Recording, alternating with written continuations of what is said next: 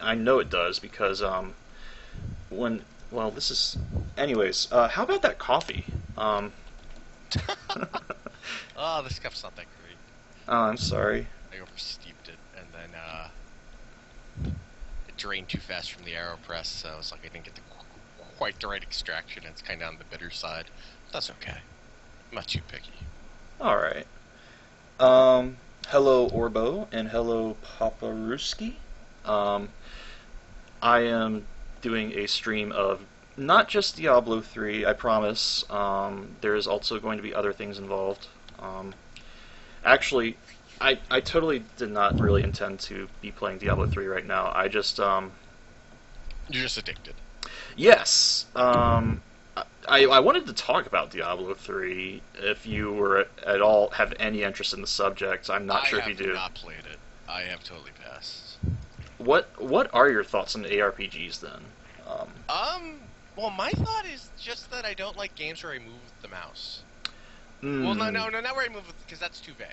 I don't like games where I'm telling somebody where to move. I'm kinda okay with it if I'm telling multiple people where to move. Mm-hmm. But, because that's, like, the most efficient way to possibly organize a whole bunch of units at So, once. like But when you're StarCraft. controlling a single person, I want to have that connection. Okay. That's a personal thing, really, so.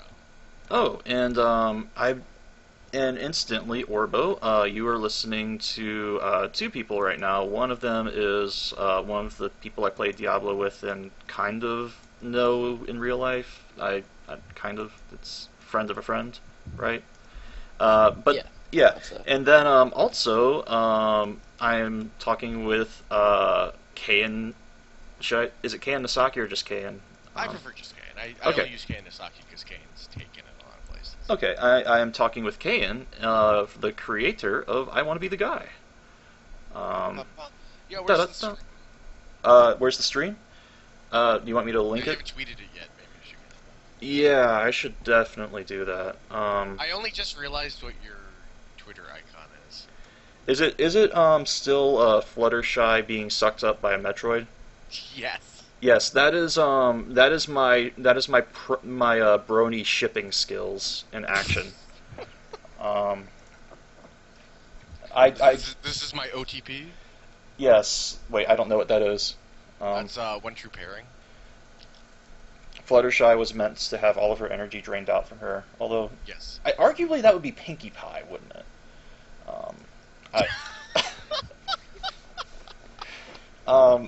Anyways, let's tweet this.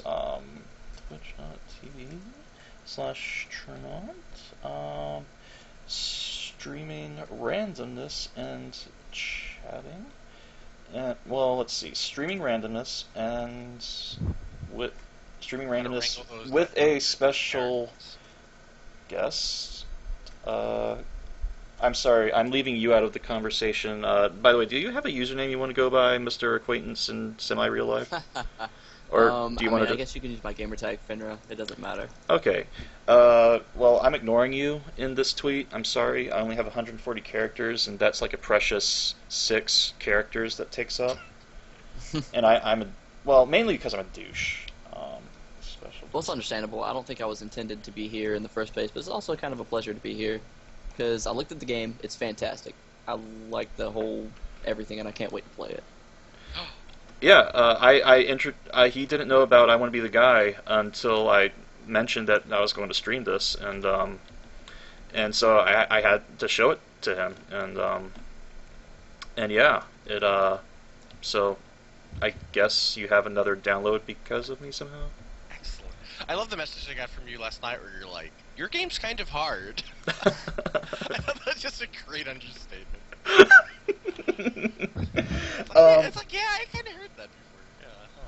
Oh, and Papa Ruski asks, how do I like playing with the Barbarian in Diablo? By the way, I linked it in Twitter if you want to click the stream link. One new tweet.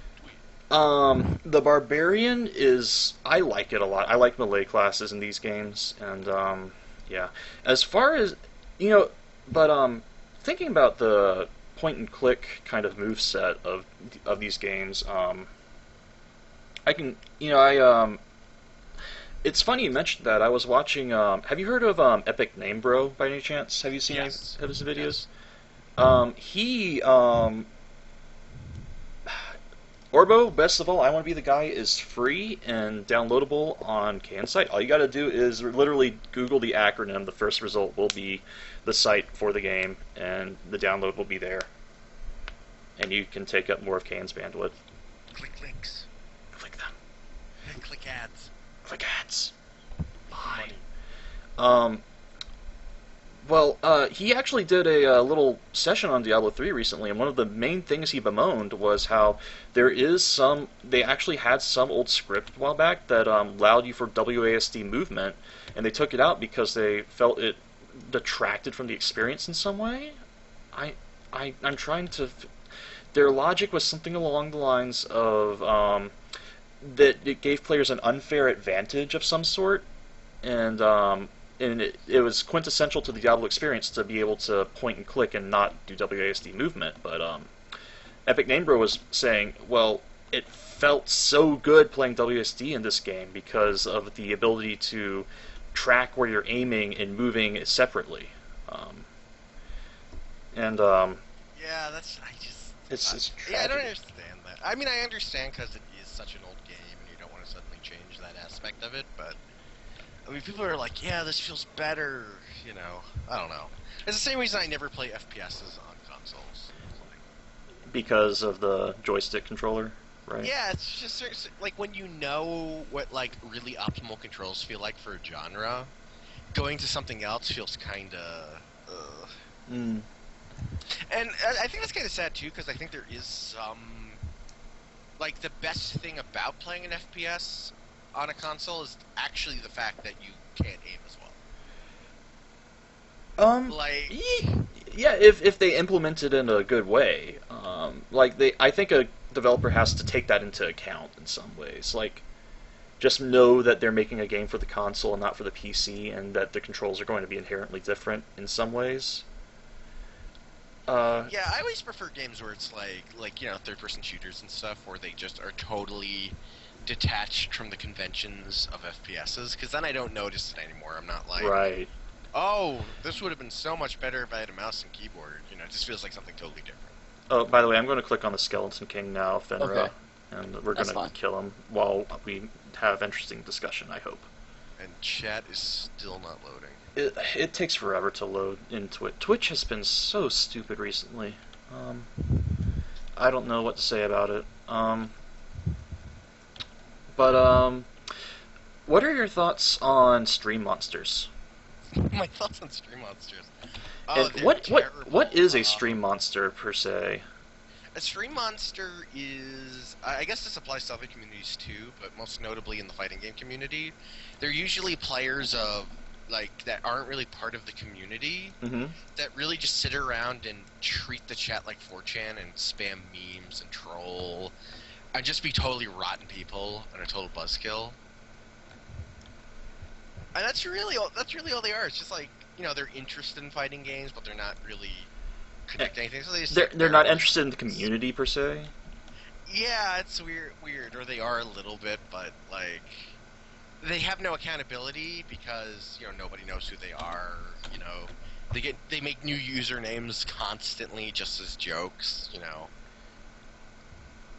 they just spam memes and emotes and stuff. It's terrible. I was actually on Flow Stream at when he was streaming Boshy somewhat recently.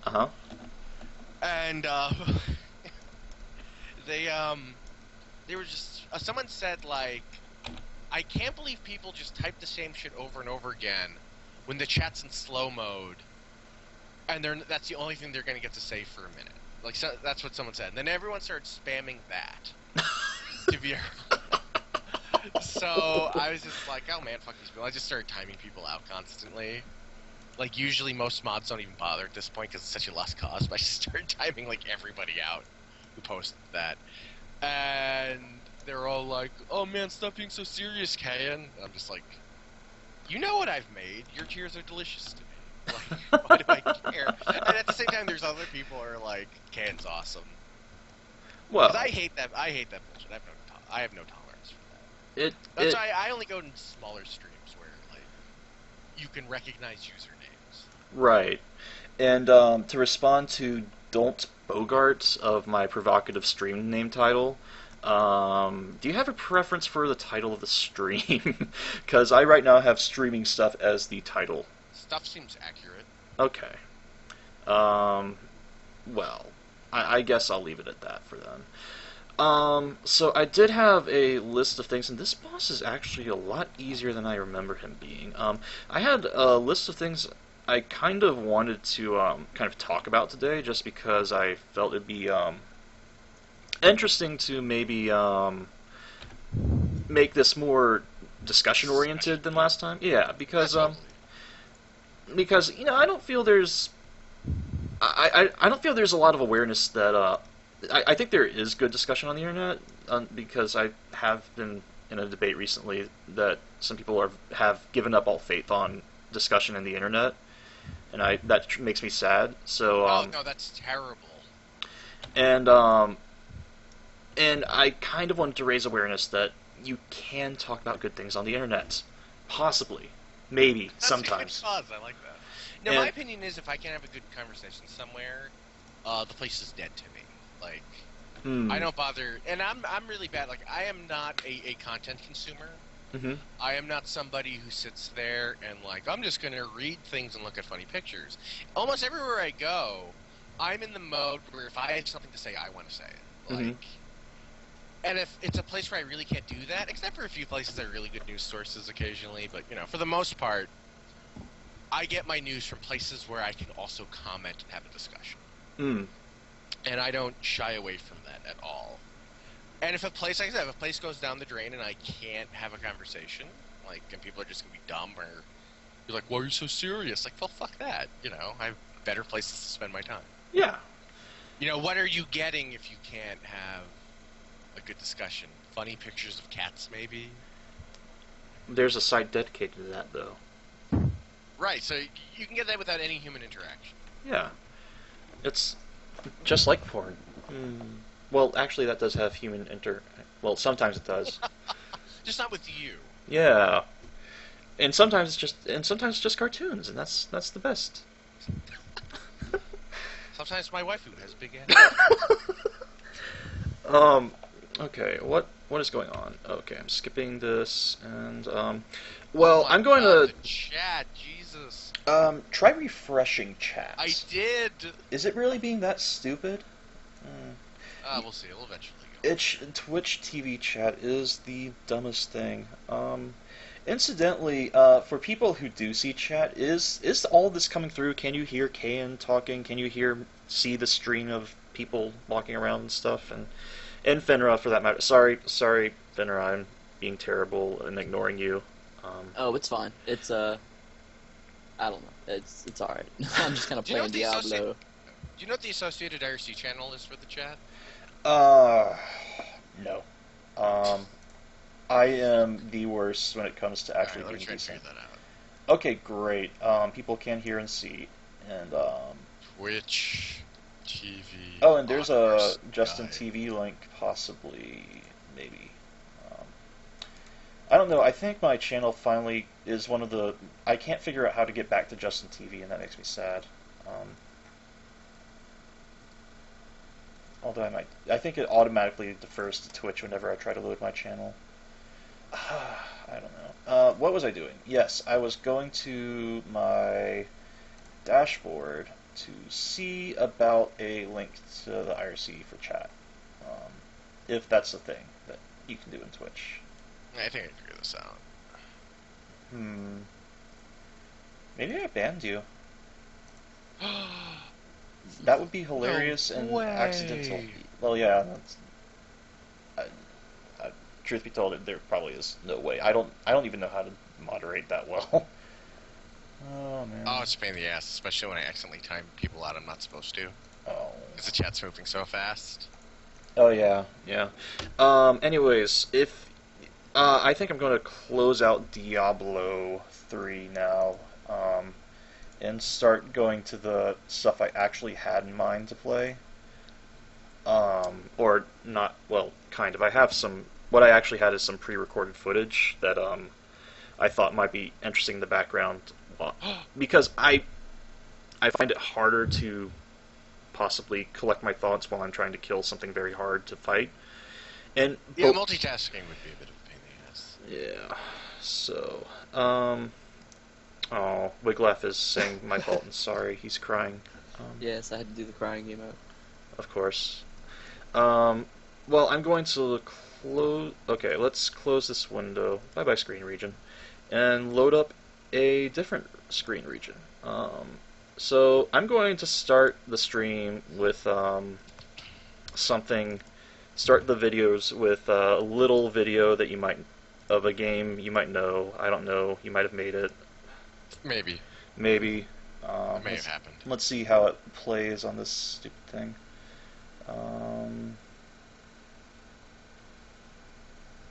And there, yep. And there's just like any good I Want to Be the Guy video, it has me alt tabbing to show my system menu and stuff.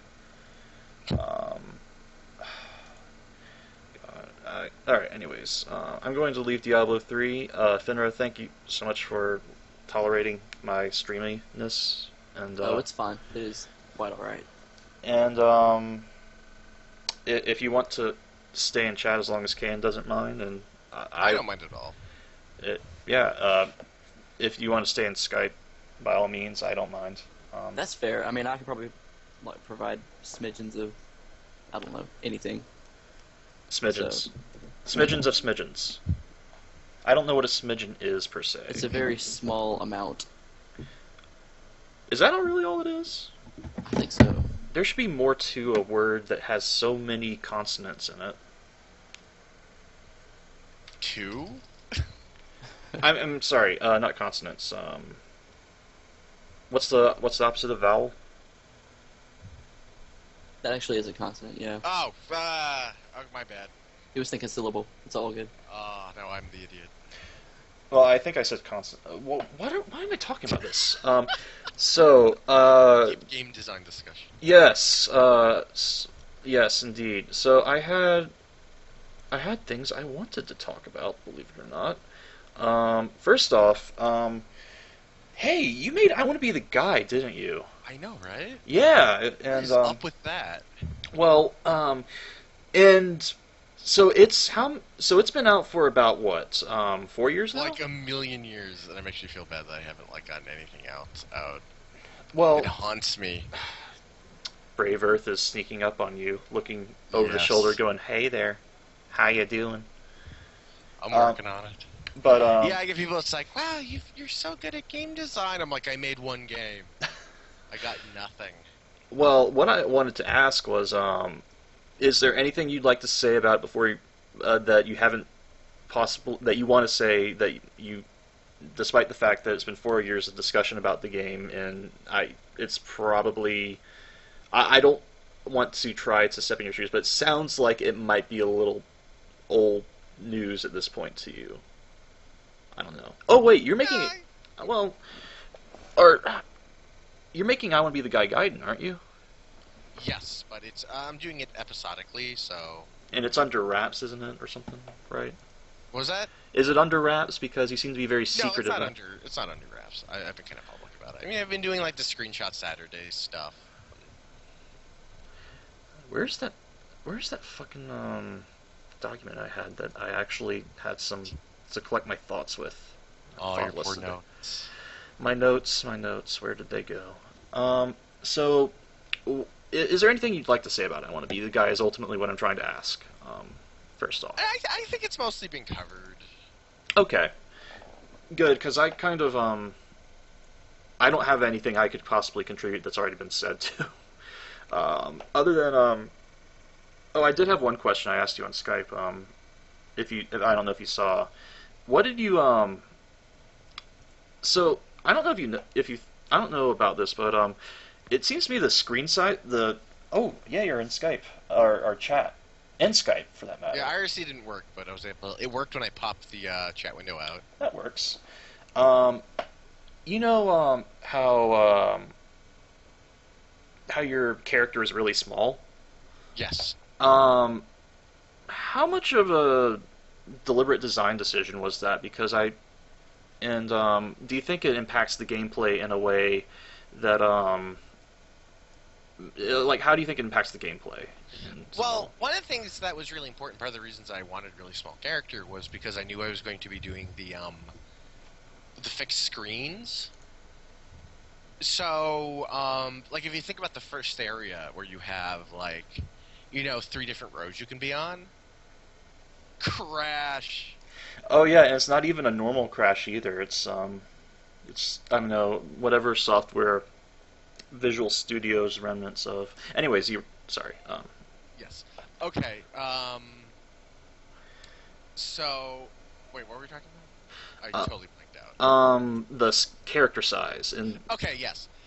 So, if the character was larger, I would actually have less screen real estate to actually design like the geometry, like at least interactable geometry. Everything would have to be even more condensed. And considering the game's already like 90% spikes, that would have been even more.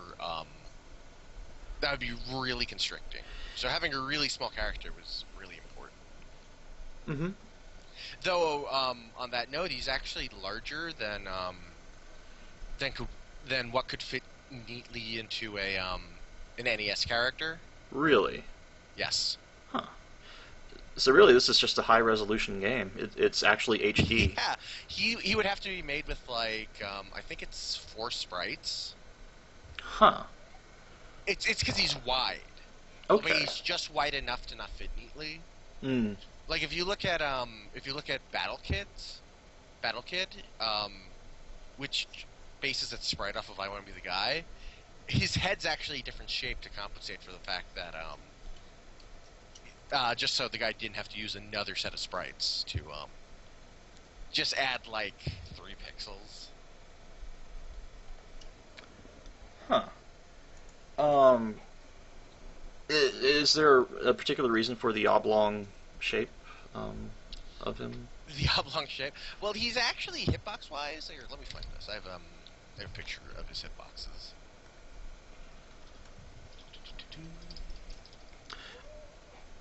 I will put this in chat. Okay, and I will possibly see if I can screen link it on the screen software I have. XSplit, despite people bitching about it, I actually don't think it is as terrible as people say, despite... Oh my god, why does Twitch eat every link I've ever posted in it? It? It's like Twitch TV has something against, Oh, because you had a subdomain? No, it's because of the let's see how much better if I emote. add HTTP in front of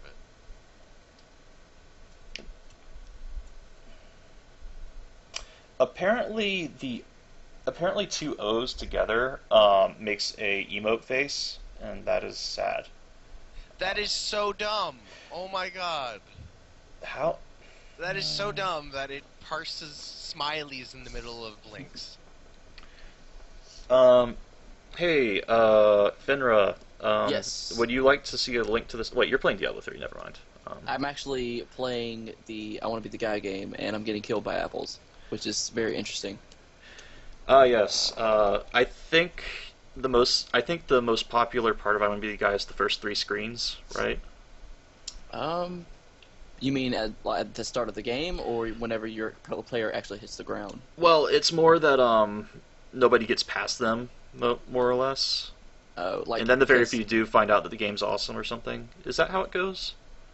When I spawned in the what it seems to be the fun spike area, the left and right spike walls, and there above me there's the apples that try to, I don't know, kill. Maybe I just ran forward like an idiot and trying to figure out the controls. Oh no, that's I don't know if you want your experience to be slightly spoiled, but it's actually non-linear. Oh, okay, that's interesting. It's not really a spoiler. It's just yeah, you're going kind of the optimal starting path. Yeah, it's kind of like in no, actually Dark Souls is not a good example because if you head to the catacombs, you're actually kind of going the wrong way, aren't you? Yeah, you can get the well, a lot of people, it's like Pinwheel's kind of not that hard to beat early on. No, he's pretty easy. It's just, well, relatively. the skeleton. It's just fucking skeletons. Fucking skeletons. Yes, so I did find that document and I closed it. Okay, but I found it again. Oh my gosh, can you define scatterbrain? Yes, believe it or not, the first thing I want to talk about was I Want to Be the Guy. That's why I brought it up. Yay. Yeah. So I just thought I was thinking about the small screen size because I was looking back and thinking, there's not really a they didn't really do small characters back in the NES days, or even I was trying to recall platformers that had really tiny characters, and I could only think back to way back when in the Atari days or so, maybe when I don't. That's kind of beyond my experience of gaming, sadly. Well, you're relatively small in, say, Load Runner. Mm-hmm. What or something. But yeah, but the thing is, like, when you go to old NES games, you don't have the resolution to have a character that small. Right, and so it's kind of funny. Your game is actually that's almost kind of an innovation in some respects. Yes. I'm not to make your game sound good. It's terrible. I'm sorry. Very accurate. Yes. But it is like it's a thing that is kind of a breath of fresh air that both I Want to Be the Guy and Super Meat Boy actually pulled off.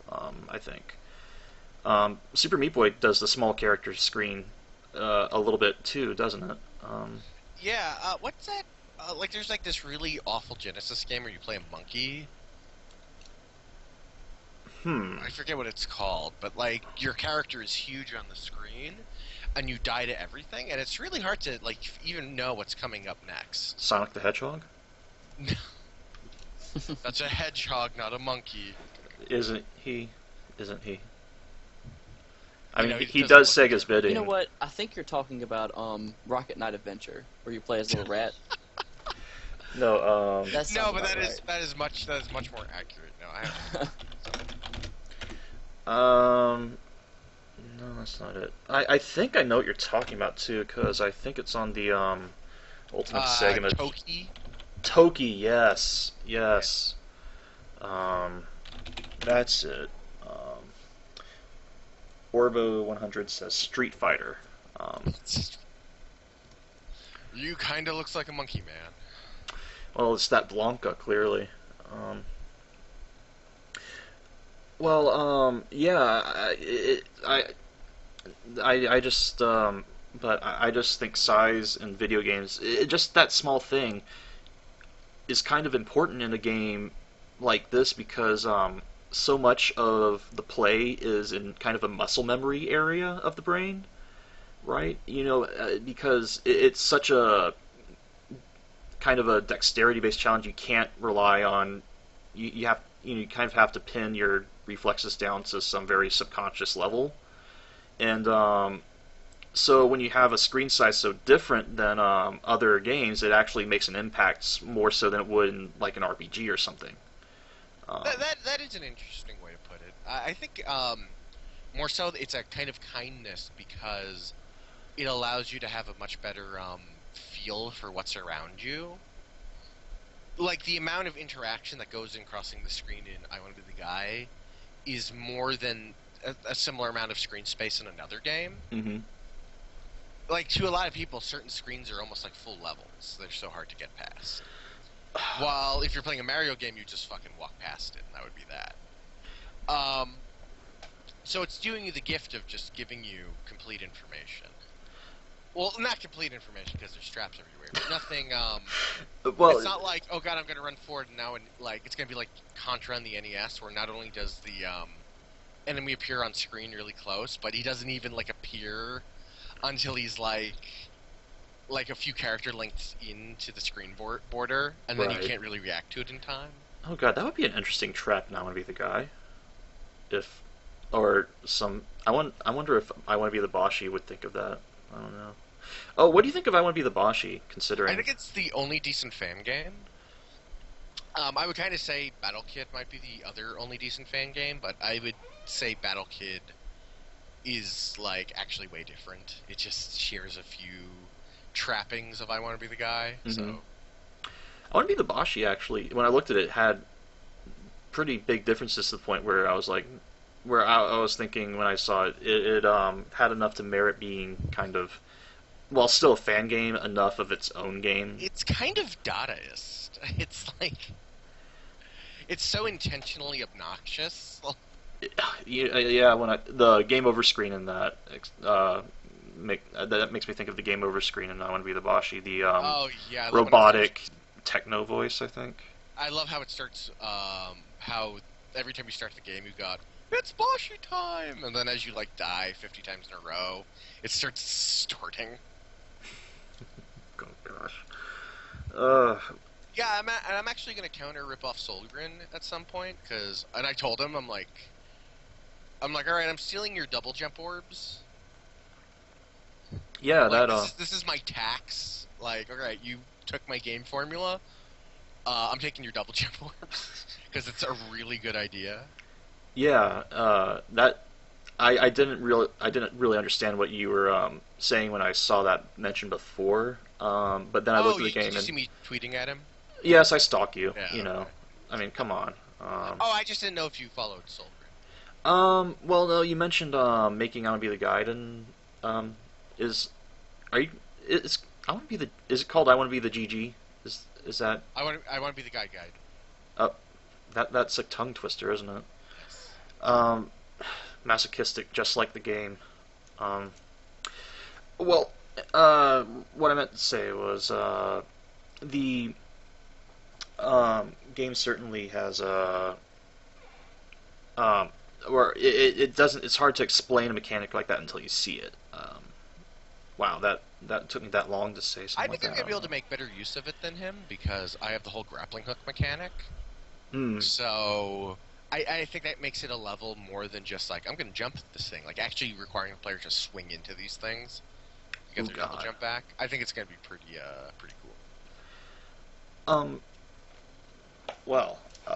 So there's a grappling hook, and I want to be the guy. Oh well, yeah, that was in one of the screenshots I posted. Oh yeah.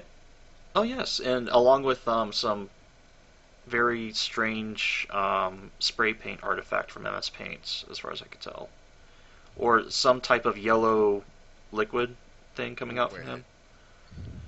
Oh yeah, that was the second screenshot I posted. What? What was that?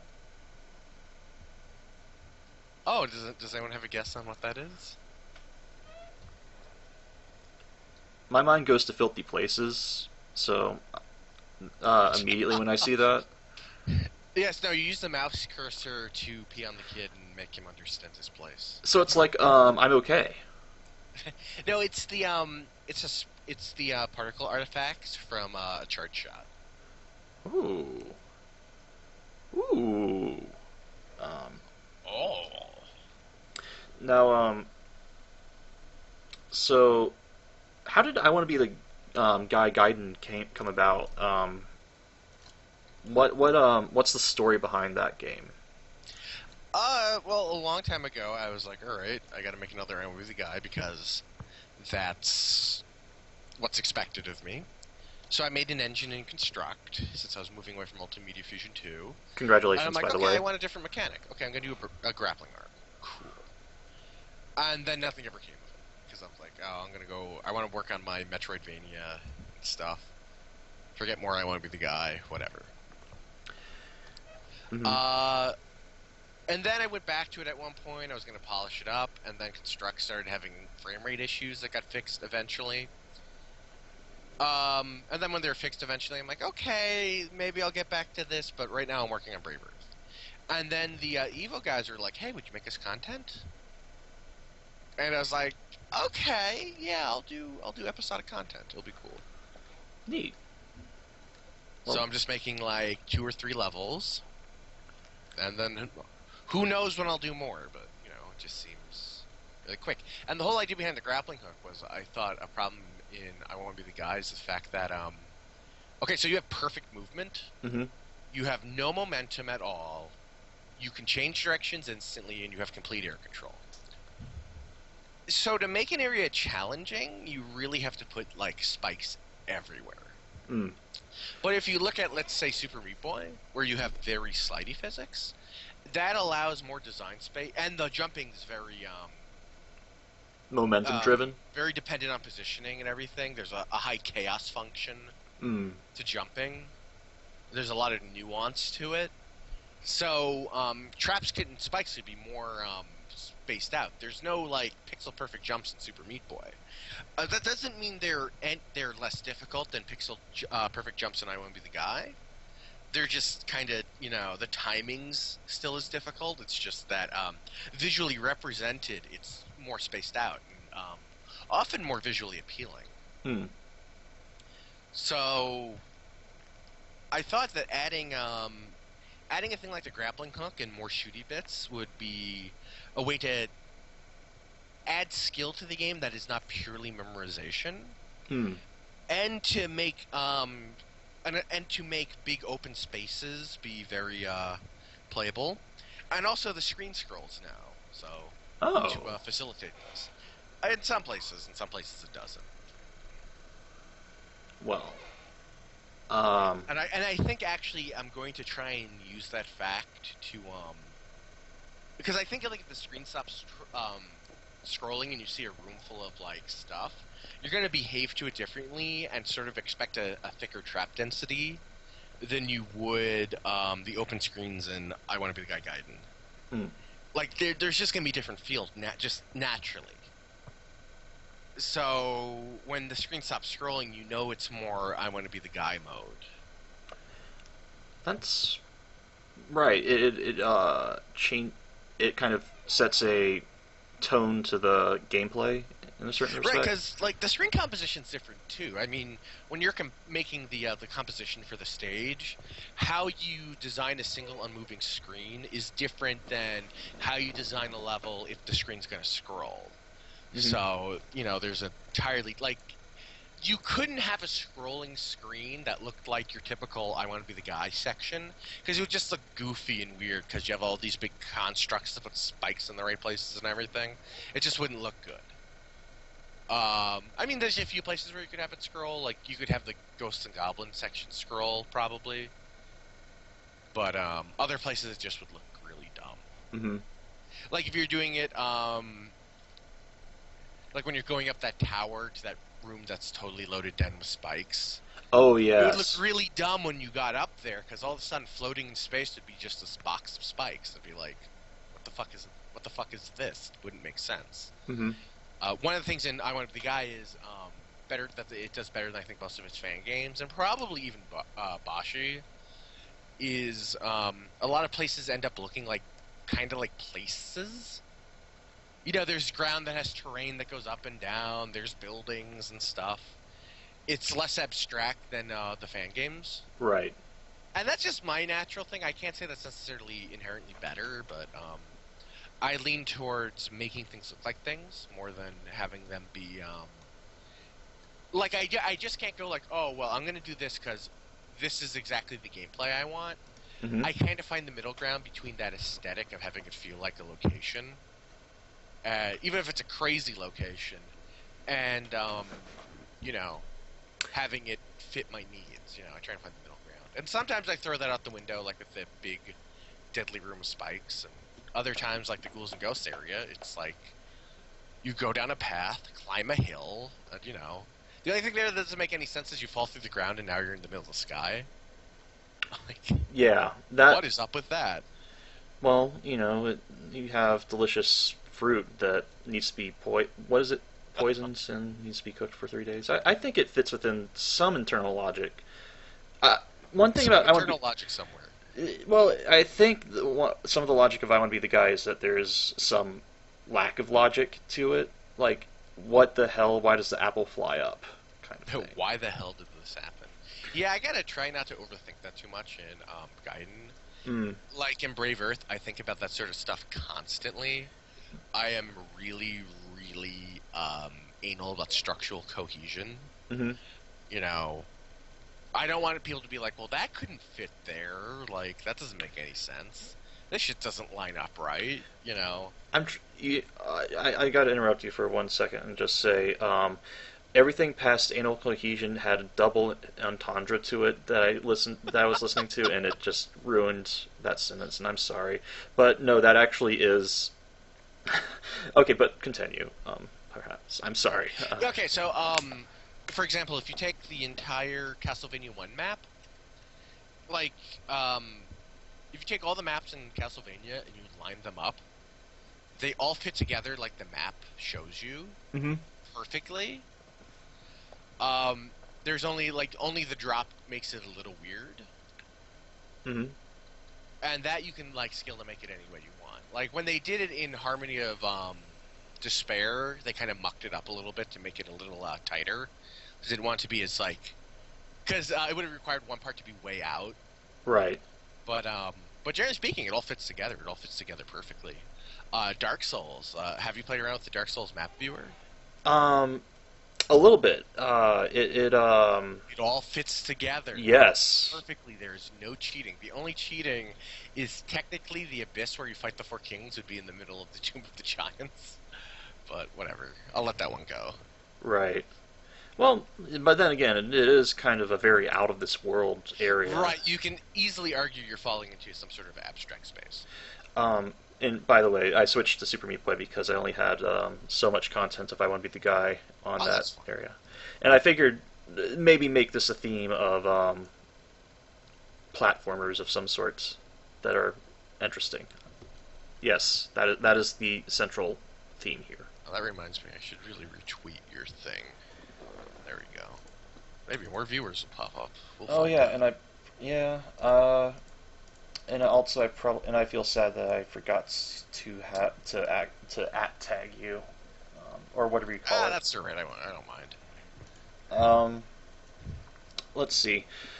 So how was ROFLcon, by the way?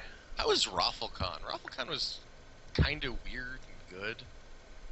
I enjoyed myself. I loved hanging out with Fadi and Jesper Jewel. I am jealous of you, honestly. Just especially with Jesper Jewel. Jesper's really cool. I might see more of him. I haven't talked to him since, but he seemed to have a little bit of interest in dragging me out to some places in New York. Huh. He's like, dude, New York City is the hub for indie gaming. You live on Long Island. Why aren't you coming out? And I'm like, I'm antisocial. Nah, I live in a box. I just work on my stuff and I don't talk to anyone. so I told him, it's like, yo, just tell me when you want me to come up. Tell me in advance. And then when I try and get out of it at the last moment, yell at me, and then I'll be there. Like, that's the trick. So that's how it works. You get me to agree to something, like, before it's immediately in my, like, considered, like, oh, that's far off. Yeah, I'll agree to that. It was the same with ROFLcon. Mm-hmm. And then it starts coming up, it's like, I don't want to go. I don't want to go. I don't want to go. Mm-hmm. Oh, God, I don't want to go. I hate traveling and stuff. Yeah, I know that feeling. Oh, man. Well, it doesn't help that traveling is not that great these days, I guess. In certain public transportation. I went to Boston by train, which is way nicer than having to like deal with planes. To be fair, the TSA probably appreciates not having to put you through a full body scanner. Sorry. I'm being extremely hypocritical when I say that.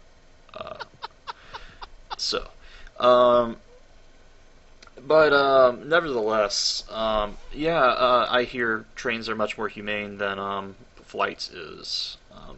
More space and free. Well, the thing that annoyed me the most was I had Wi-Fi on the train, free Wi-Fi, and then then it was like $14 a day to get it at the hotel. I was just like, what the fuck? I'm on a train. There's no wires going to the train. There's no nothing. I just have free Wi-Fi because they're cool. And what made it worse was at the hotel, like, I could barely pick up Wi-Fi from MIT. It was really a really bad connection. Like, it was hard to do anything except for like chat with people. I'd slowly do stuff like tweet and check my mail. I really couldn't watch any videos or anything or download anything. But if I walked into any direction, I could get like Wi-Fi from Google.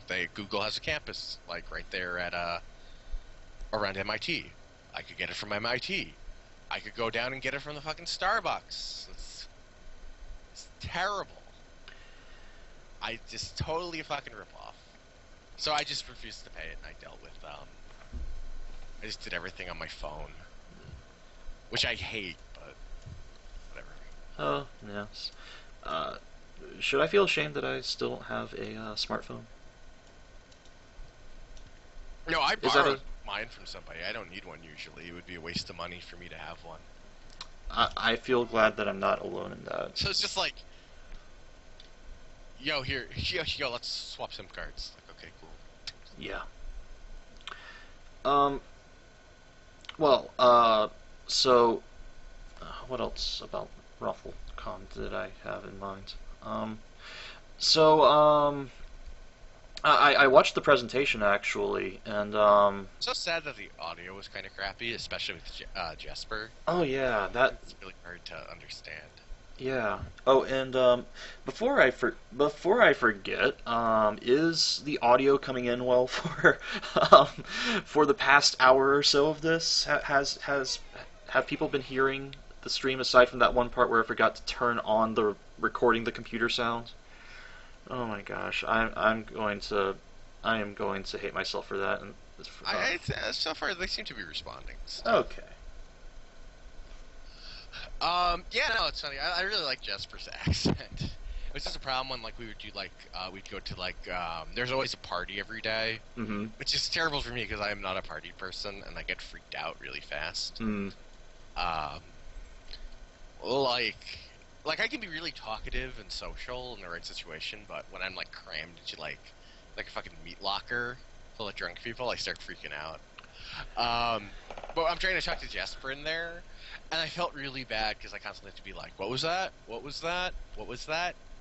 Because his accent by itself is not really a problem, but when, like, you're trying to understand him over all the fucking noise. Yeah. And I felt really bad because I think I was embarrassing him. I totally didn't mean to. And I didn't care. He could have repeated it a million times. Just wanted to know what he was saying. Well, blame the meat lockers, I suppose. Yeah. At least I never had to pay for a drink. That was kind of cool. Really? Yeah. Both the first day and the last day had open bars, and the middle day was hosted by the Cheeseburger Network. So it had drink tickets. So I was drinking on Ben-Hur. So I'm like, all right, I'll spend Ben-Hur's money. Well, damn. That's good. And I didn't even use them all. Like some people would just give me theirs because they knew they weren't going. Huh. But like I can't drink a lot in loud places. Like, I start freaking out. It's like I'm always trying to like keep track of all the stimulus around me, and I can barely do that when I'm not drinking in a party. So as soon as I start drinking, like my whole world starts crashing down in my head. It's like if it's a quiet place, I'll just drink forever. But at a party, it's just I can't. I'm a sissy like that. So, what you're saying is parties are your intervention. Yes. Well, that leads me to a question I didn't intend to ask. But what was your favorite drink of choice? I was drinking some sort of IPA. I forgot what it was called. I really like IPAs. Yeah, IPAs are definitely. I do like IPA. They are well, aside from being hoppy and dry and all that, they I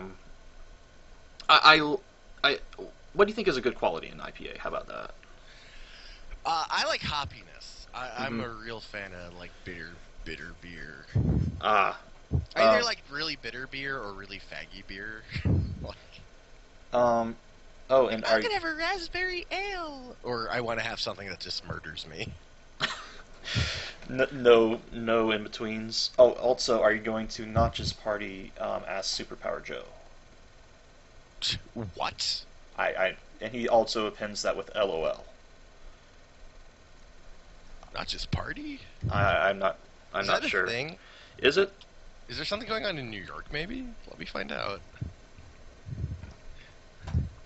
I do not know. I do not keep up too much. The only thing I've seen recently from Notch was him talking about Starforge, which looks incredible. And I don't even know if my computer will run it. Have you heard of Starforge? Is that the name of that game now? Or is this something different? It's the one that's it's basically Minecraft meets Halo, from the looks of it. Somebody. Oh no, I am not aware of that. Somebody made a free. It's a freeware project that's like a. Holy shit! That's really cool because you can see that it is made out of blocks, but those are like highly detailed blocks. And the terrain is deformable to the point where you can actually dig holes too. That impressed me. It's not cool. It's not a flat terrain. That was some mind blowing footage when I saw that. That's very pretty. And it's free. I'm very impressed that something like that can be released for free now. I know I get the sense that they're kind of into the whole. Well, one of the links to their alternate download sites was the Pirate Bay. So I don't know. Yeah, are you going to Notch's birthday in Stockholm? Oh fuck no. But the train ride would be so pleasant. Yes. So how about so you're making another game I believe it begins with a B or something. Blade. Brave Earth? Yeah, I'm sorry, I was being facetious, sorry. But yes, but how is so can you tell us a little bit about Brave Earth? What to say?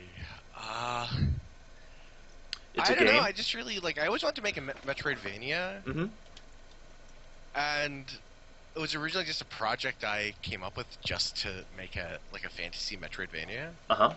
And then when I'm like, all right, this is gonna take me a long time to do. Let me work on something else instead. I was gonna work on where I want to be the guy, but then I got the idea like, why don't I just do like a really quick, like Castlevania 1-esque project? Right. Just something nice and simple and fast. And then as I started doing it, I'm like, no, I think I want to do Castlevania 3. Huh. I'm not too familiar with the main differences between 1 and 3. What really stands out? That's more of a point I'm making on scale more than anything. Like Castlevania 3 has multiple playable characters, much nicer graphics, and way more levels. So that's really it. It's just like, instead of just doing the simpleness that is Castlevania 1, I just decided like, I'm gonna just make something relatively big in that style. Okay. You know, because I really started enjoying like just making the graphics for it, like just doing that whole like 8-bit style, and making that look good was a lot of fun. If I recall correctly, I believe there was a lot of compliments your way on how the game looked on the charity stream for what was that? The Giant Indie stream. What was the name of it? Oh yeah, though I still get people yelling at me because they're like, "Oh, why isn't this game like 32-bit?" I'm just like, "What the fuck, guys?" Like, yeah, why don't you just like make the graphic number higher, you indie hipster? It's like, dude, like, I got to be able to get it done. What? I mean, I eventually want to try and do something that's a little bit more like. One thing I had to decide was originally thinking about doing the original Brave Earth project is like, how am I gonna do the graphical like grunt work for it? It's like, how am I gonna do all the animations I need to do, and how am I gonna do the background stuff like at higher resolution and more colors? And doing this made me realize the answer to that partially was I can just do a simpler style. Right. I can do a lot of monocolor things, like keep things very simplistic and relatively low detail, but while still making it very very nice looking. I think I can do that. Like, I don't need to have really thick depths of color. I can just focus more on having really nice composition, and then just have the graphics be large and clean. It seems like that's actually a very good decision sometimes, not just even in a scope of a small or like a one-man project, but like I'm drawing some parallels between that and say how modern games tend to fall into this pit trap of very cluttered graphics or cluttered art style, but that like what's a good example? Like you know how they complain about the gray and brown because Yes. and then a game like Team Fortress 2 will come out and just be very clean in its graphics. And then ruin it over time. And then ruin it over time, yes. But I guess that's a whole another topic in itself. Oh, and let me get to something that Superpower Joe said. For Prologue, the one I'm working on right now, I am definitely abiding by palette restrictions. I'm not using the exact NES palette, which I think is okay because in practice, very few people are deeply familiar with it, and we all have different experiences with it. So, like, depending on our TVs and what our color setting were, all the palettes look different. You know, our old impression of the palette is all different. So I felt like I could change some hues and add a few colors, all at the expense of other colors. I took some of the redundant colors on the NES palette and replaced them with colors that I could use. So I added a better skin tone, a better red, an extra shade of gray, and most notably, and I think it's the color that defines the game, there's that like purple lavender color. Right. I noticed that was there a lot. Yeah, that's like one of the more cohesive colors in the game that I think makes it kind of stand out. I had somebody comment actually that they thought it looked like a Commodore game because that like purple is in the original Commodore color thing. 8x8 by 4 colors. Partially, and technically it's only 3 colors, because you also have to include transparency in that, which is really a pain. For the most part, I stick with it. I do cheat occasionally, mostly on the characters, because I want the characters to look as good as possible, and you can get past those limitations by stacking sprites atop each other on the NES. I actually have a graphics where I explained this, because I was asking people whether or not they thought it was okay if I cheated a little bit, but like virtually every enemy has is 3 colors.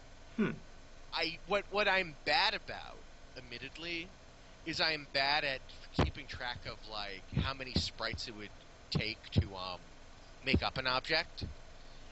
So the aspect ratio of the various enemies are not things that would lend themselves well to the NES. They're usually a little, like, on the NES, they usually would be probably a little bit thinner or shorter, so they wouldn't have to waste the extra sprite. But I don't pay much attention to that. If I really had that more in mind at the beginning, I might have, but at this point, it's not worth, like, revising so much content for. But for the most part, too, I also, like, occasionally, if I think a screenshot looks too busy, I take a screenshot of it, and I put into Photoshop, and I make a palette, and I see how many colors are in it, and I make sure it doesn't exceed, like, I think it's 24 colors on screen at once, based on, like, it's like you can have, like, 16 background colors and, like, 8 foreground colors or something like that. Really? Something really wacky. Huh. You know, I'm not super strict about that either, but, like, if it looked like you have, like, 60 colors on the screen, like, that sort of means I'm doing something wrong, and I should go back and clean it up. So in a way, it the the restrictions of the NES actually lead to making art almost a guideline for how to make the art style. Yeah, though my rule is less me abiding by strict restrictions. Like, it's not like, oh, this has to be this. my guiding thing is, like, if I showed this game to myself as a kid, would I believe it was an NES game? And that, and like certain things, I'm also very detail oriented about. Like, you know, sometimes I do stuff just to be authentic, but if I'm in like real doubt and I'm really tearing myself up about it, I just try and ask myself, like, would I notice as a kid that like this doesn't feel right? You know? Right.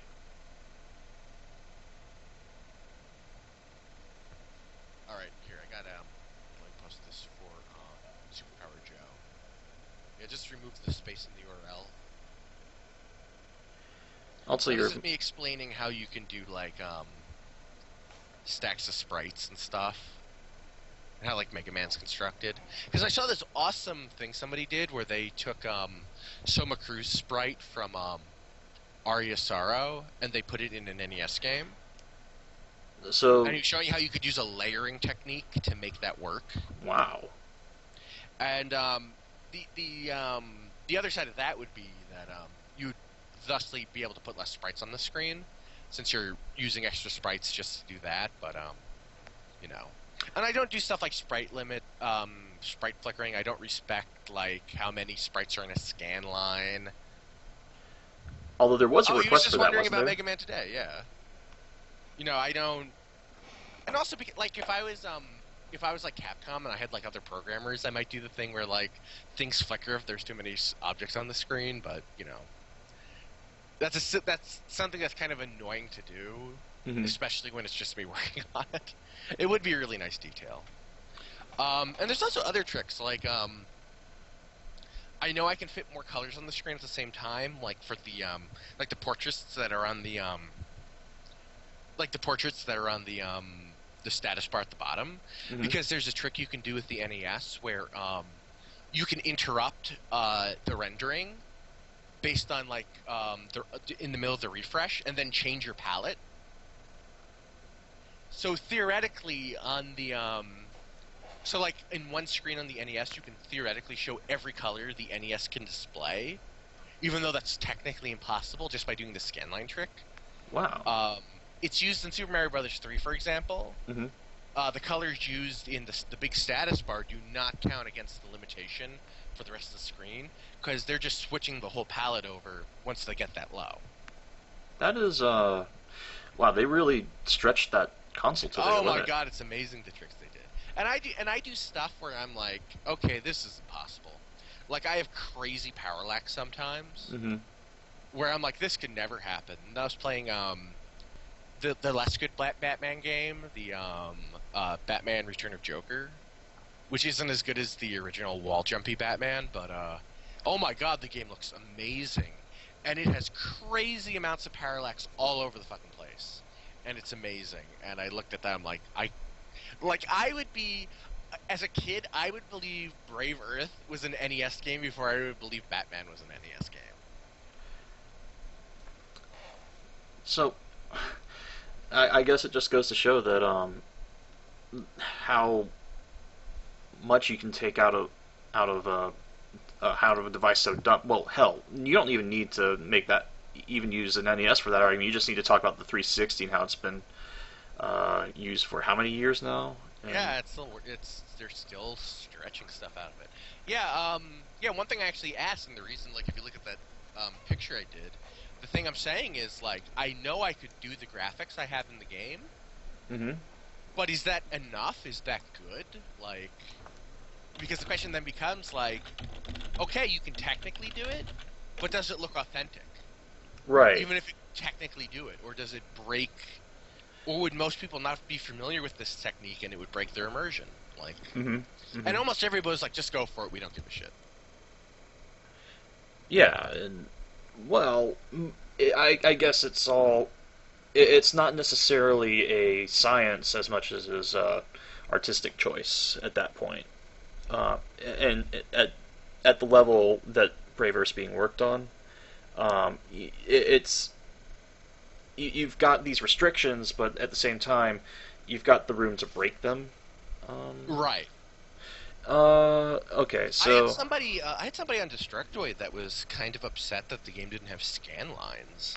Oh yeah, I remember that guy. That was Yeah, he became agreeable. I made my point. Like, I really said, like, if you play Nintendo on an LCD screen, Oh, what do you see? if you Like, can type that chat just one more time, I can actually show it on the stream screen instead of Super Meat Boy.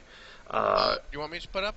Yeah, if you type it one more time, if you want it to be seen on stream, I just Oh, the sprite thing? yeah, or whatever. Oh, well, never mind. It's just that I totally forgot that I was looking at chat on my laptop, and unfortunately, copy and paste does not translate that well. But also, I'm stupid about that. But yeah. Yeah, there's lots of neat tricks. Like, one thing is that I noticed, I've been playing Punch Out lately, Mm-hmm. and that has crazy parallax done through a refresh rate trick. Huh. But only, like, when you're riding the bike. Really? If you look at the water, it's parallaxing at a per pixel level, which is kind of interesting. Like, Isn't that an incredible amount of processing power for something as dumb as the Nintendo? no, because it's just re-offsetting your position every time. Every time it's just reset. It's just in between refreshes. It's just changing the offset. I'm sure it takes some amount of processing, like, but there's a part in I think there's a part in Castlevania 3 that does the same thing, but it's hard to tell. To me, it looks like a sprite-based effect, but it's still way too much stuff on the screen for it to make sense. And I don't know, there's all sorts of, like, hacky shit they do. Like, for example, one of the Mega Man games, there's rain, for example. Mm-hmm. And the rain is actually animating in the background, and all the game does is it has a few rain sprites that it puts over Mega Man to make it look like the rain's in the foreground. Mm-hmm. But really, it's just in the background, and there's a few rain sprites over Mega Man. Huh. Just to give the illusion. Yeah, it's just, it's just an illusion. Well, how about that? It makes every sprite look like it's rain, but it makes every bit of rain look like its own individual sprite because it goes in front of the player, but, it's just a trick.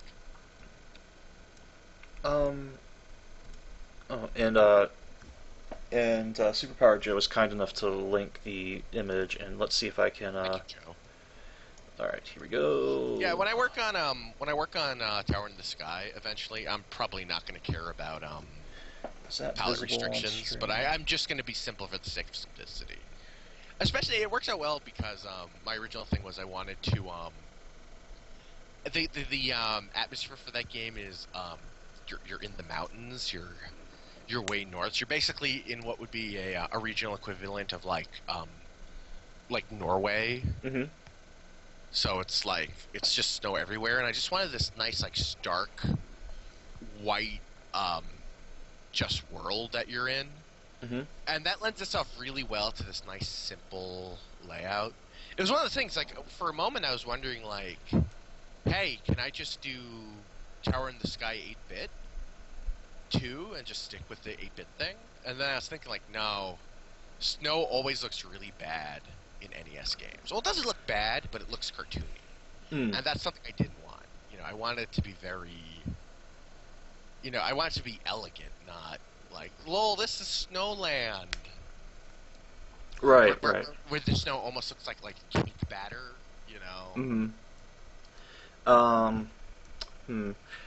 I think I'm going to put this off the screen. Well, no, I can leave it here. Well, What do you think? How long should I keep this image on the screen? I think anybody who wants to see it's probably seen it by now. Okay. Bye-bye. Well, how about, so, I'm trying to see, darn it, I just had the massive brain fart. So, aside from, the NES, style, what can you tell me about the gameplay of Brave Earth? Also NES style. Something that I wouldn't do in Tower in the Sky, ever. You have really stiff jumps, you have a really slow attack, you're basically a Belmont almost. Mm-hmm. For the main character, Naomi, she's like, she's basically like, a Belmont with special moves. Mm-hmm. Like, instead of having sub-weapons, you have, basically a smash button.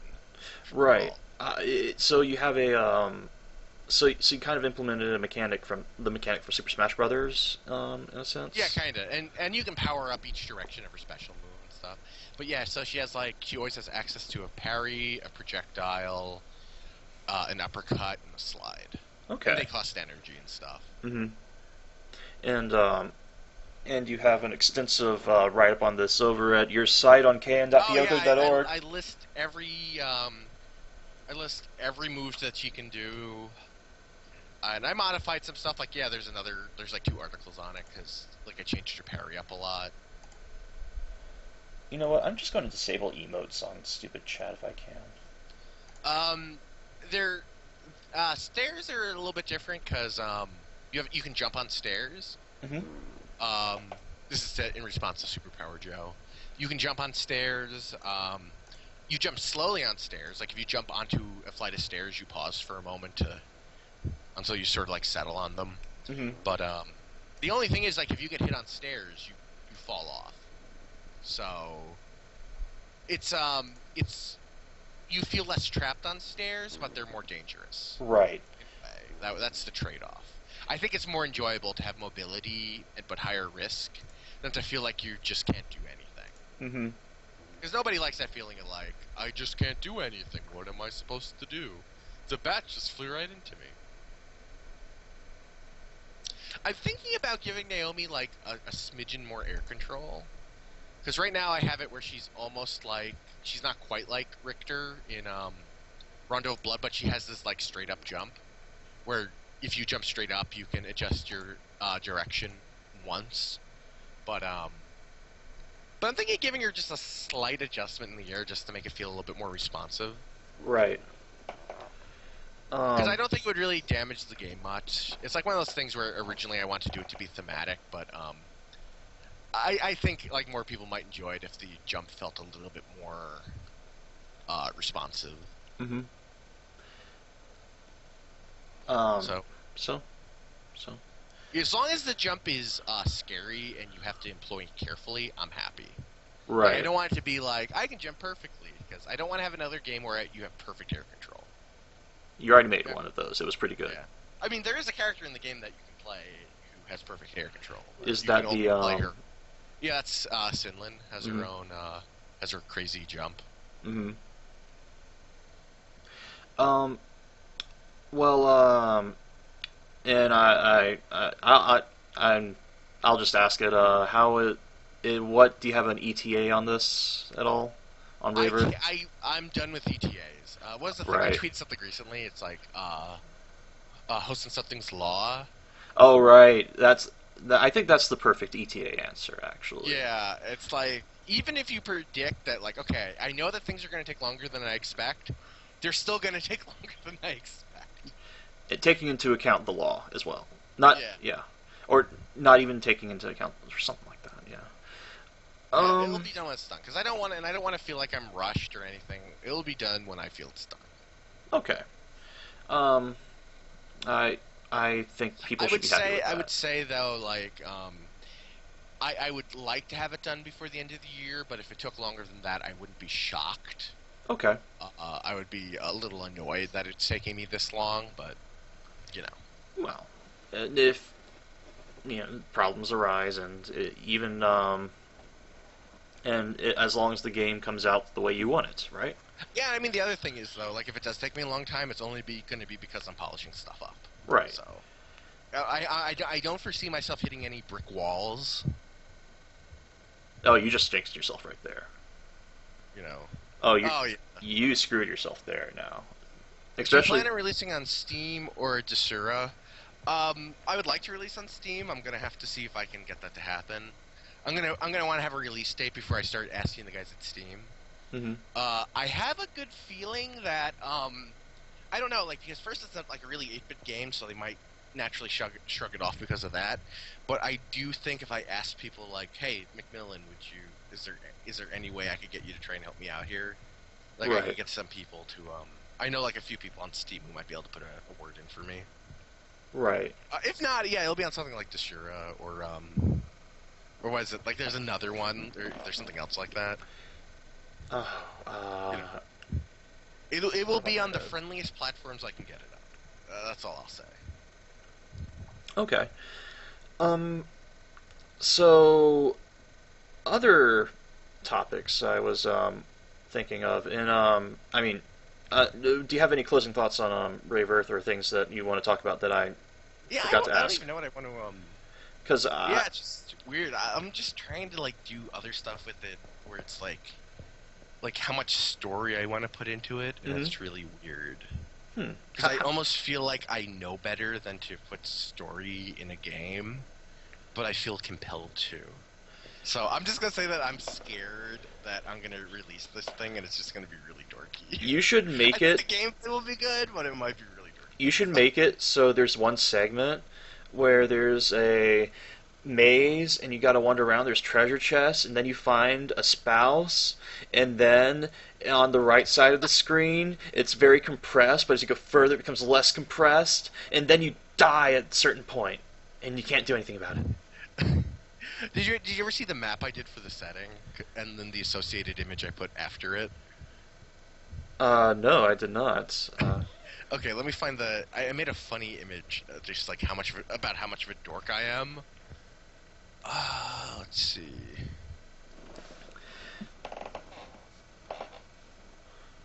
I must put this on the internet and video it. Oh, why don't I don't even need you. Forget the name of the file. Oh, too much map. Okay. Oh, I know what you're talking about. The cartography that you did. Is that it? No, but it's more than that. It's the one with the arrow on it. Yeah, no, they're like Ninja Gaiden style cutscenes right now. No, I didn't see the arrow one though. Okay. Too much. Okay, let's see if I can click on this. Incidentally, I turned on Linkify, so it might not screw you over. Let me try doing a normal link then. Damn it. No. Oh no, I couldn't find a way to turn off the emotes though. Twitch is. Do you want to talk about how bad Twitch is, or no? Let's just leave it be. But yeah, like it's like really everything takes place in that like the little dot where that arrow would point. It's like, and I have all the surrounding fluff because I'm a nerd, and this is what nerds do. I role played all the time when I was a kid and everything like that. Mm-hmm. So it's not even like I have like. I don't have a world for my game. I have a world that I'm taking a piece out of for the game. And then because I'm a nerd, I'm sharing it, and I'm going to embarrass myself. It'll be great. And people will celebrate worldwide. Great, and the game and plot will be great, but great, and it'll be either good or people will have a fun time laughing at me for being a nerd.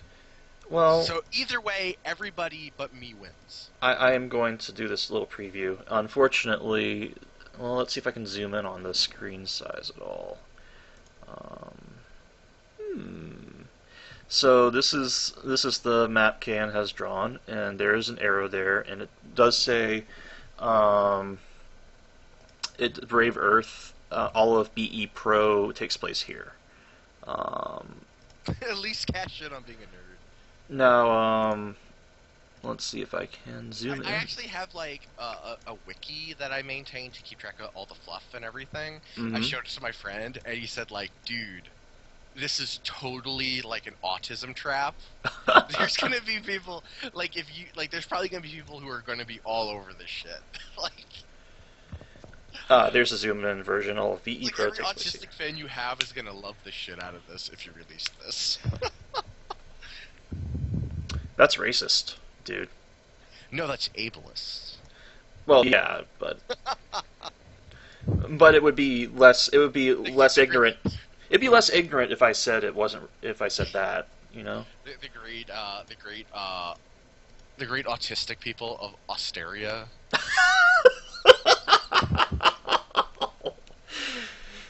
Right next to the. They're a proud people. Yes, they're proud people that. I don't even want to try to get my mind to try to make a joke about that. I argue with them on the internet all the time. Oh yes, clearly. Okay, so there's too much map, and oh yeah, and this is time to switch videos. So I'm gonna put a certain game on here that I like, and I think you like it too. Let's see, play. assuming it loads. And let's see. Well, in other, well, okay, so you have the map and you have the game. So Brave Earth, it's coming out at some point. It's gonna be cool, right? Yeah, it's gonna be nerdy as all fuck. Well, isn't that what cool So means? Weeble fighting magics. Oh my. No, it's not gonna be that bad. No, I had some people comment that they're like they thought the cutscene art was a little too anime, and I was kind of like, yo, I don't care. Because first, it's easier. Like, try and make anything that looks like detailed, like in that 8-bit style, is really fucking hard. Mm-hmm. It's easy for stuff like the backgrounds and stuff, but trying to make like a face look like that without making it look like all ugly and gnarled is really hard. Mm-hmm. And but whatever, it's something people notice. They're like, that's really anime compared to the really stark, grainy backgrounds. But I don't know. I think that's kind of a good thing. Yeah. I think people who would dismiss the game for that are Oh, hey, Super Metroid. yeah, it is Super Metroid. And I'm playing it poorly, of course. I don't even get Ridley to drop the Metroid, and I feel terrible about that. No, what you gotta do is you gotta just run into the tail. Oh, to speedrun it? Yeah. Yeah, you gotta just get yourself killed. Yeah. Ellie, did you play Super Metroid much, Phenra? It's one of my favorite games, actually. All the Metroid games are. That's the game that makes every nerd indie developer want to make a Metroidvania. Oh yeah. That is it's pretty much Super Metroid is pretty much the case that Metroidvanias are a good thing, I think. Actually, one of my biggest motivations for wanting to make a Metroidvania is I think Super Metroid has the best map ever out of any games of its genre. Like, every other map has, like, obvious flaws, while the Super Metroid map is really as close to perfect as you can get. So I kind of feel like I've studied it enough that I don't know if I can make one as good as Super Metroid. That would be really pompous of me to say, but I think I could do better than Konami's done. I don't think that's a very high bar. Well, all you gotta do to beat Konami is actually add some Z-axis geometry or some Y-axis geometry to your map. Well, cheap shot, sorry. But no,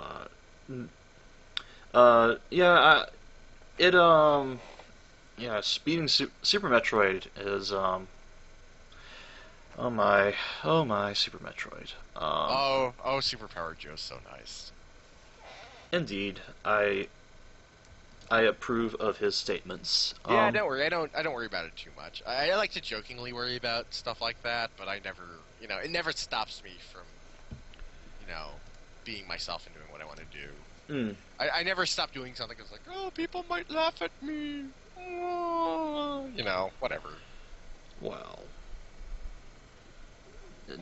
what if you don't get laughed at and you're you're a comedian or something and you're trying to entertain for a living and they don't laugh at you and then you have to, what am I saying right now? God damn. I'm sorry. Here's something amazing, actually. Yes? Okay, I just saw this on Facebook. Sony patents method for PlayStation in-game advertising to stop games to show you commercials. I think that's an awesome patent, because that means they're going to be the only one who can do that. Wait. What? Wait. They're patenting a method to pause in-game advertising, to pause in-game, to pause the game to show ads. Kind of like how a Twitch TV stream would freeze to show you an ad. But it's great because it's a patent. Yeah. Which means they're going to be the only ones to do it. And if they never do it, that's even better because then nobody else will be able to do it.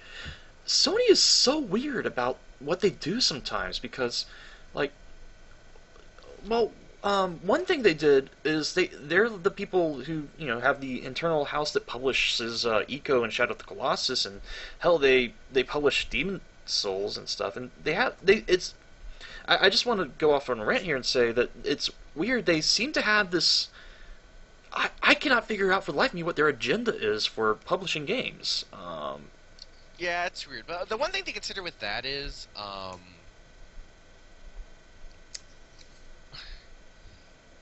what was I gonna say? The motto of most companies is like patent everything you can think of. Mm-hmm. So even though they're patenting this, like just because someone gets a patent in something doesn't mean you're ever going to see it. Like, That's true. there's so much shit. Like, it's like, oh, I'm going to patent looking at pixels with your eyes. Like, you know, they just try and get whatever stupid patents they can. Because that's the thing, obviously, people are going to want to do. They're going to want to pause games to show ads. There's Right. probably already games that do that on Facebook. They're just trying to get their nice little, you know, patent Slice of the portfolio pie. set up so they, you know, so they don't have to worry about getting sued. Yeah. I mean, it's mostly defensive until you get, like, a situation like the Nortel thing, where, like, a consortium bought, like, all of Nortel's patents, but since they spent money for them, they're now suing the crap out of everybody. Oh, and isn't there that Yeah, and then you It's have companies the like it's like Apple and Microsoft and everything. It's not. It's usually the people that would be against this crap. huh. But you know, that's how the game's playing. It's crazy too because the company that they created to do all the suing, the CEO of the company basically said about like people infringing on their patents, he's like, it's like I think it's impossible for a company not to be infringing on our patents. Like, if there's no you know, if there's no other better hint that there's something wrong with the patent system, it's like literally the company is saying, in all honesty, it's like, yeah, it's literally impossible for them not to be infringing on our patents. Also, you have been asked, have you ever tried Demon's Crest? No, I haven't, and that's a game I've always kind of been tempted to mess with. Isn't that that's a spin-off of Ghost Goblins, right? Right, and it's not a Metroidvania, but it's kind of like close. It's like a proto Metroidvania. It's kind of like Faxanadu or Simon's Quest. It's like almost.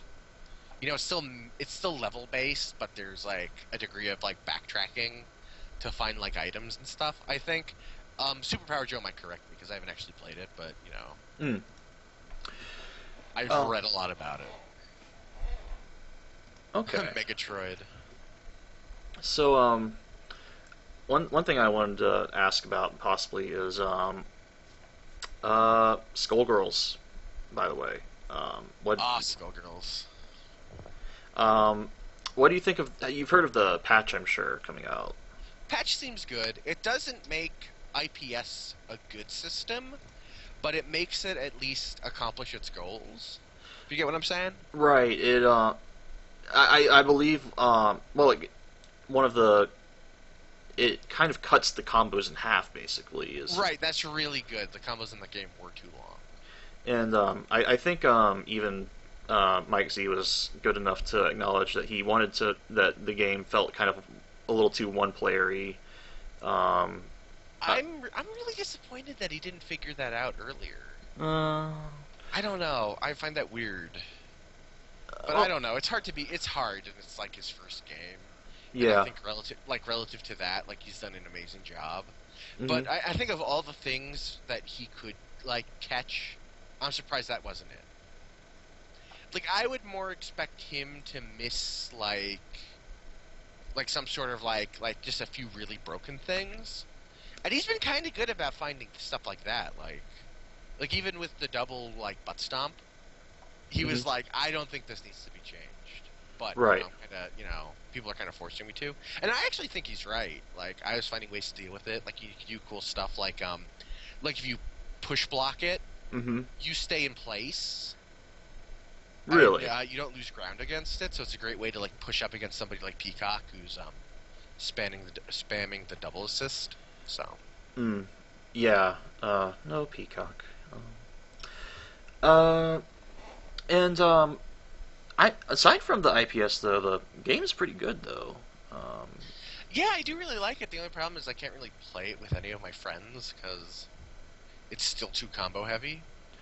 Are they not combo heavy fans, or is it just? Yeah, they're not, and it got to this point where like I picked it up really fast. So for me, it was like I was immediately doing like I learned to do parasols bread and butter without the tear shot loop. Mm-hmm. Like playing my friend, like not even going to training mode. I learned the combo. Mm-hmm. And he didn't learn anything, so at that point it was all downhill. Right. So not only did I learn the combo against him, like if you can actually learn a combo against another player, that's amazing because that means you'll never drop the combo. Mm-hmm. Like, because you're already learning it in the most applicable situation. Mm. So you immediately have really good execution with it compared to if you learn the combo in training mode, and then you have to learn to apply it. Right. So I just came out of the gate doing tons and tons of damage. And then I learned the teardrop loop, and it became even worse. oh my. And I didn't even get to learn like a corner combo. That game does have crazy combo potential. Well, and also, is there any, by the way, is there any particular character you think stands out as really good in that game? I know Parasol gets, really good. yeah, okay. Parasol is definitely really, really good. Valentine's obviously really good too. Mm-hmm. Besides that, I think it's a really balanced game. I think I have this feeling, even though it hasn't been displayed, but I know Cerebella seems like he's gonna end up like way better than like I don't know, like You he's just like a character that has a lot of I think you're just saying that because Mike Z plays a grappler. No, that's why. So the character designed for the guy who likes grapplers, you know, like of course it's gonna be of course she's gonna be loaded up, you know. Well, like of course she's gonna be totally bust. And nobody was surprised. She just has so many tools that it's hard for people to even figure out where to begin with her. So she's kind of like the Dante of like grapplers. A grappler. She can be way more aggressive than most grapplers. Hmm. She plays kind of like an air dashing version of Street Fighter II Zangief, who can actually be very aggressive with pokes. That's kind of scary. She's kind of like that, in a different like subgenre of fighting games. Mm-hmm. But that takes a long time to really figure out how to play right. But I think she's gonna be like she could be like S tier eventually. And I could see Parasol going down because I think she's actually, even though she has a lot of tools, in a way she's also very I don't want to say one-dimensional-ish, but she's like two-dimensional-ish compared to more 3D characters. She has a lot of tools to deal with things, but not necessarily a lot of nuance to deal with things. Mm-hmm. She kind of just slams people with her jumping, you know, heavy punch. Yeah, that is a that is a very and good everything move. that she has that's really interesting is generally better with an assist. Like all her Ygritte stuff, like you might as well just call an assist. Right. You know, like it makes her notable because she's one of the few characters I think that can stand up by herself as a solo character. But at the same time, as a lot of other people said, why not just have an assist anyway? Yes. It's gonna still be better. Like, just get a baller assist, and you know. I think I play her with Cerebella, who I'm not even very good with yet because I haven't played a lot recently. I play with Cerebella, do the fucking Sericopter, and just lock people down and do crazy mix-ups. Silver Surfer's alright. It just has the best song ever. Like, it's a mediocre game with the greatest NES song ever. I have not heard this song. Oh man, let me find it. You can put it on the stream. Yeah. Okay. Sarcasm. But... Well, no, I'm going to do it. I'm going to. No, but Super Power Joe said it's sarcastic. But he knows that that's the best song ever. Everybody who's ever heard it knows it's the best song ever. Is it the level 1 music? Yes. Or is it the title screen?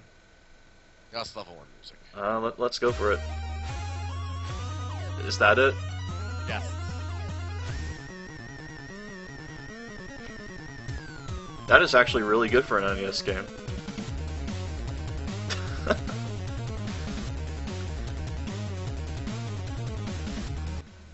Okay, I'm turning it down though. And now I'm stopping it, so. Oh, but it's just, the thing with that is it just keeps going. Huh. It does get your adrenaline going. Yeah, it's like, it has like so many different parts to it. It's a very in-depth song. Huh. So even though you're like, oh, this main riff's really good, and then the riff changes, and the riff changes again, and the riff changes again. Well, how about that? It does a lot of that cool modulating stuff that only got popular like way later. Uh-huh. In chiptune. Huh. You hear a lot of modulation in Commodore 64 music, and I think that's because it was done by a lot of music was done by Americans for the Commodore 64, and we just seem to really like that modulation sound. While that song is done by an American composer compared to a lot of other games. Ah. And that is in comparison to the much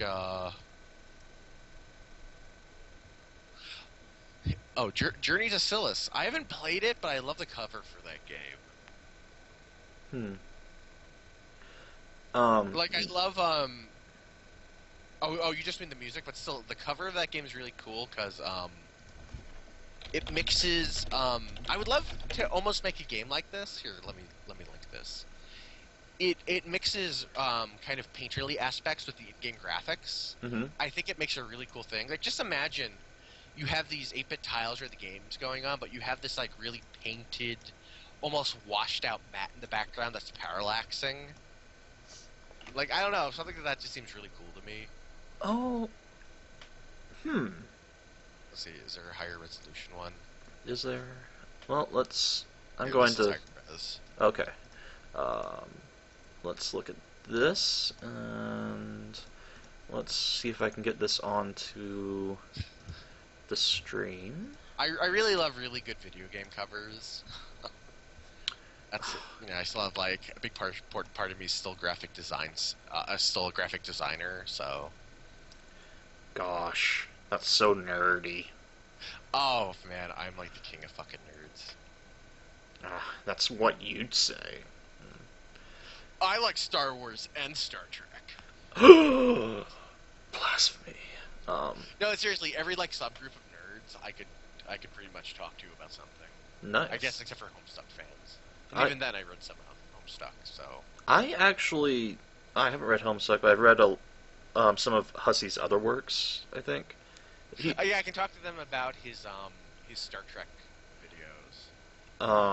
I liked, well, I guess this is not really relevant, but I liked the, How to Embarrass a Duck. I have that t-shirt. He drew that, didn't he? Or Sweet Bro and Hella Jeff. Yes. Oh gosh. Anyways, it's amazing how much effort he puts into making that comic look ugly. Yes.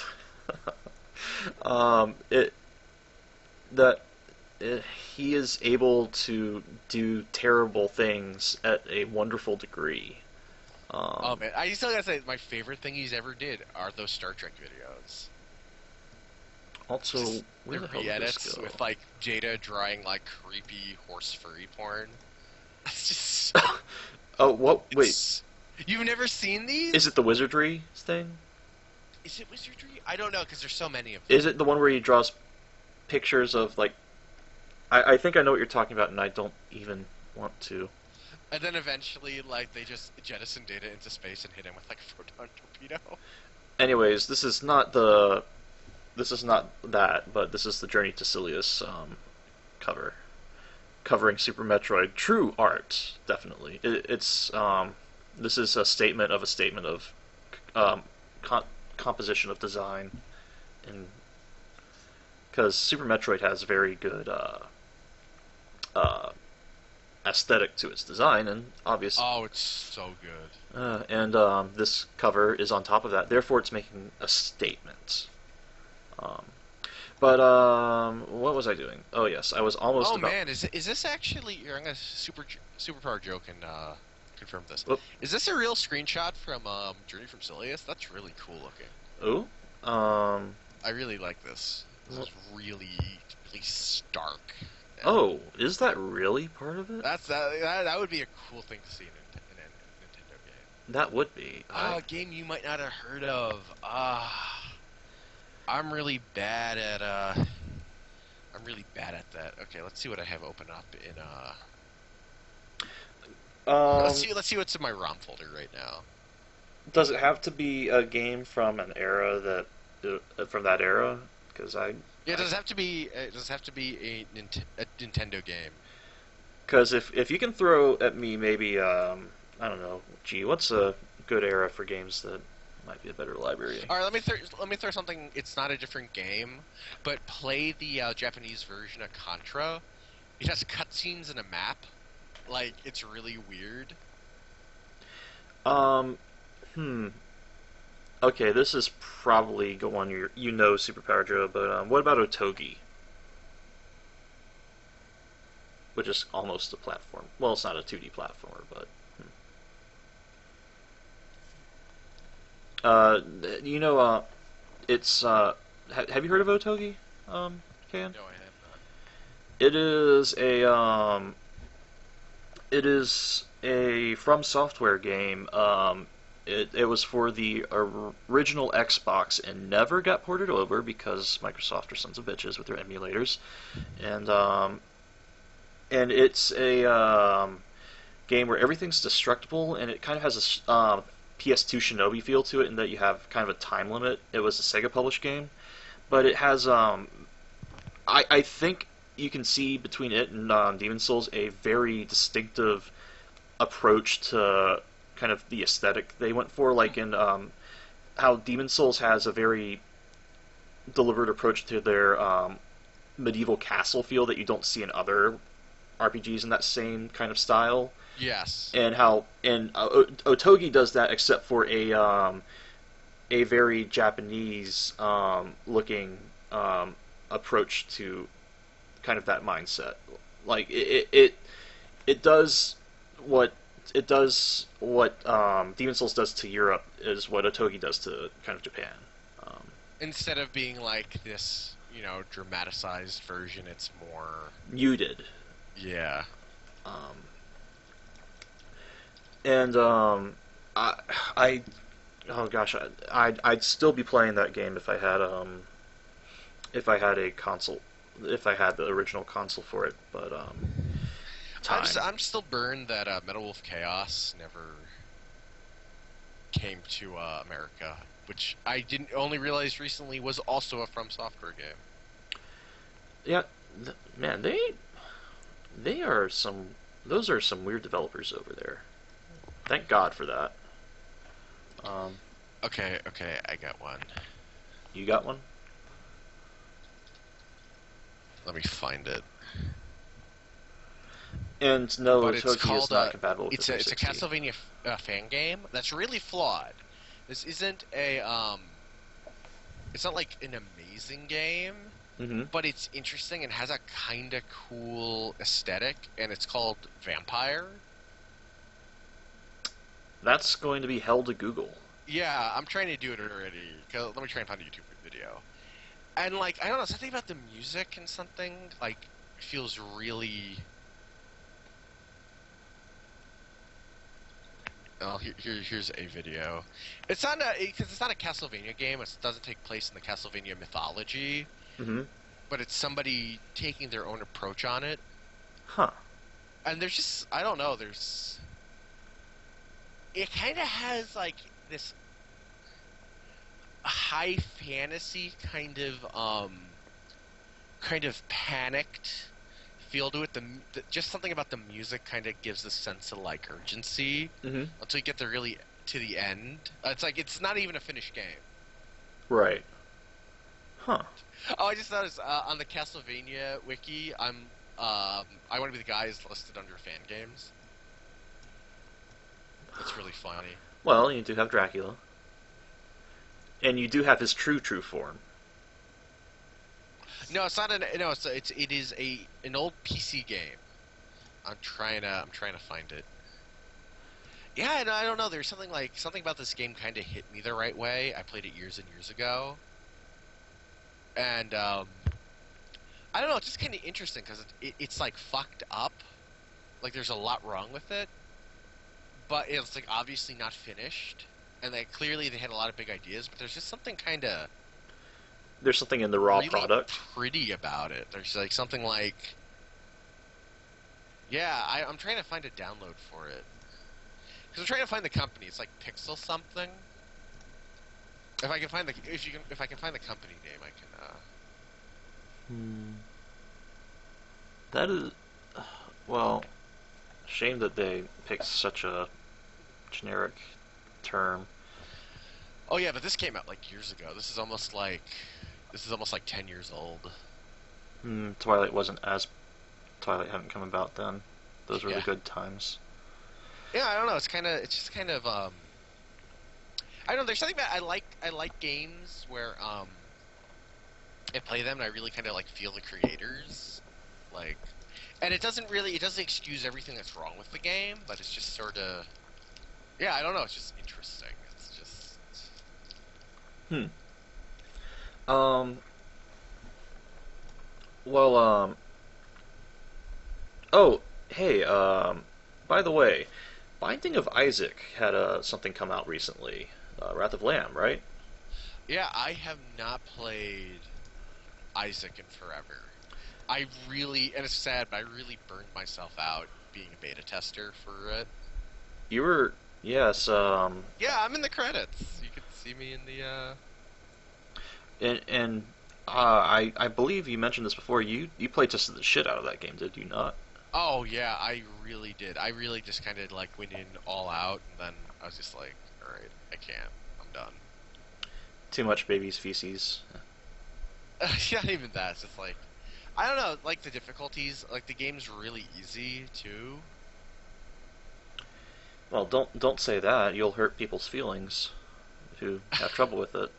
Yeah, I guess that would kind of annoy certain people, but Well, but no, I can understand that. It is, compared to other things in its genre, it is whatever genre that is. It is a easier title. It another way to put it is, I think the gameplay gets really repetitive, and it's really fun to see what sort of cool item combinations you get. But in the end of the day, you're just running around in circle shooting. Right. The controls are kind of limited. But I feel so bad. I have yet to kill even Mom in that game. Ugh, I'm so terrible. What do you have? What do you think of the game overall, though? Binding of Isaac, aside from I think it's like brilliantly done. I really like it, but I know a lot of other friends who play the crap out of it. It's just like, I don't know. I got like 40 something wins in it, 50 wins, and I was just like, all right, I gotta move on. And I'm not one to pick up re-pick up addictions if I can help it. Like, oh, so that's why you haven't done Blow in that long. So, okay, so Binding of Isaac. Well, I guess there's not too much to say about that. How about Dark Souls for the PC? looking forward to it. I will totally pick that addiction back up, especially just I love that game so much. Oh, I have a really good Invasion story. Ooh, tell it. So my friend came back recently from the middle of nowhere. He moved out to like Missouri or something, and he's like, "Okay, I want to see Dark Souls." So I'm like, "All right." So I'll start playing Dark Souls again. So I'm playing it, and I get hooked on it, invading again. Mm-hmm. Awesome. Like I said, I usually try and avoid stuff like that, but oh well. If there's a game to get re-addicted to, that's one of them. So I've never killed a max level character,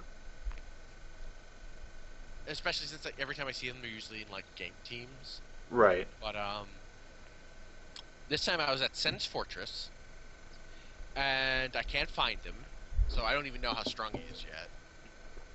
Oh, and yeah, Super Joe, I've been looking for it too. Oh, it's Sprite, not Pixel. Thank you, Leham. Sprite. Okay, I'll be able to find it really fast. Well, here's a better video of it really quick. Oh, I love you, Leham. You are my favorite person. Well, no, Laser Being, you are my favorite person.